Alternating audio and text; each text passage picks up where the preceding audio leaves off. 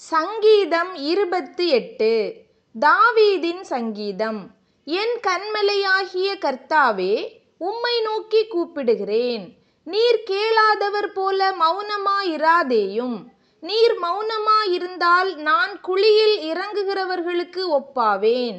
நான் உம்மை நோக்கி சத்தமிட்டு உம்முடைய பரிசுத்த சந்நிதிக்கு நேராக கையெடுக்கையில் என் விண்ணப்பங்களின் சத்தத்தை கேட்டருளும்.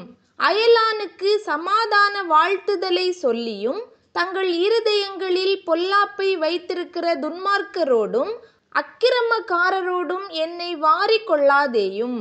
அவர்களுடைய கிரியைகளுக்கும் அவர்களுடைய நடத்தைகளின் பொல்லாங்குக்கும் தக்கதாக அவர்களுக்கு செய்யும்.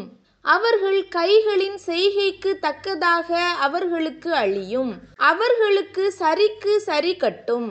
அவர்கள் கர்த்தருடைய செய்கைகளையும் அவர் கரத்தின் கிரியைகளையும் கவனியாதபடியால் அவர்களை இடித்து போடுவார். அவர்களை கட்டமாட்டார். கர்த்தருக்கு ஸ்தோத்திரம். அவர் என் விண்ணப்பங்களின் சத்தத்தை கேட்டார். கர்த்தர் என் பெலனும் என் கேடகமுமாயிருக்கிறார். என் இருதயம் அவரை நம்பியிருந்தது. நான் சகாயம் பெற்றேன். ஆகையால் என் இருதயம் களி கூறுகிறது.